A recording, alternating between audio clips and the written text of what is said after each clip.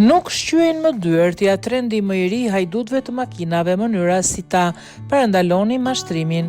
Bandat në Europë janë shpesh të organizuara dhe përdorin metoda të ndryshme për të vjedhur shoferët, madje her pas here edhe vetë automjetet.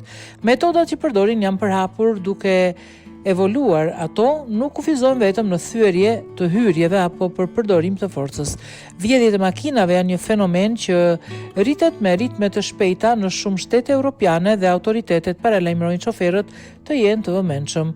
Një nga taktikat më të fundit dhe më të përhapura e regjistruar në ca vende europiane është vendosja e kartë monedhave, zakonisht 50 euro mbi xhamin e përparm të makinës. Qëllimi i kësaj taktike është të tërheqë vëmendjen e shoferit, ta nxjerrë nga automjeti për të kontrolluar se çfarë ka ndodhur ose për të parë kartë monedhën, duke krijuar kështu rastin ideal për sulm.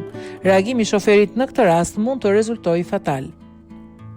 Ndërsa drejtuesi është i shpërqendruar, hajdutët mund të marrin sende me vlerë nga makina, brenda saj në raste më ekstreme të hipin vetë në automjet dhe të largohen brenda disa sekondash me makinën si plaçk. Si në rastet e tjera të shpërqendrimit të shoferit, edhe këtu mjaftojnë vetëm disa sekonda që grabisit të godasin dhe të largohen para se të vijen re. Edhe nëse dikush kupton se kartë monedhat janë të reme, kjo shpesh nuk mjafton për të parandaluar ngjarjen. Kjo praktikë është e përhapur shumë në vende si Franca, aq sa edhe autoritetet lokale të policisë kanë nxjerrë udhëzime për mënyrën se si duhet vepruar për të shmangur pasojat më të rënda në një incident të tillë.